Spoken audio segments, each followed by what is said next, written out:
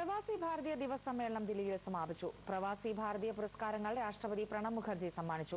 രാജ്യത്തെ വിദ്യാഭ്യാസ രംഗത്തെ വളർച്ചയ്ക്ക് പ്രവാസികളുടെ പങ്കാളിത്തം ഉണ്ടാകണമെന്ന് രാഷ്ട്രപതി പറഞ്ഞു.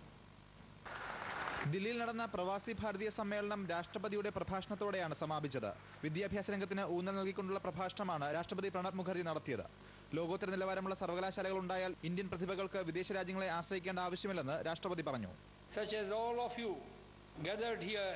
Can play a major role in supporting and supplementing the efforts of the government to remedy this situation. Pravasi Bharatiya പുരസ്കാരങ്ങൾ രാഷ്ട്രപതി പ്രണബ് മുഖർജി ദില്ലിയിൽ സമ്മാനിച്ചു. മലയാളികളായ വർഗീസ് കുര്യൻ, പാർത്ഥസാരഥി പിള്ള, ഷിഹാബ് കോട്ടുകാട്, ഡോക്ടർ ഷംസീർ വയലിൽ എന്നിവർ രാഷ്ട്രപതിയിൽ നിന്ന് പുരസ്കാരം ഏറ്റുവാങ്ങി.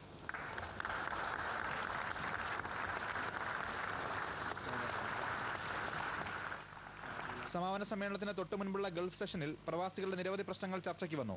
ഗൾഫ് രാജ്യങ്ങളിലേക്കുള്ള വിമാന നിരക്ക് വർദ്ധിക്കുന്ന സാഹചര്യത്തിൽ കേന്ദ്ര സർക്കാർ അടിയന്തരമായി ഇടപെടണമെന്ന് പ്രതിനിധികൾ ആവശ്യപ്പെട്ടു.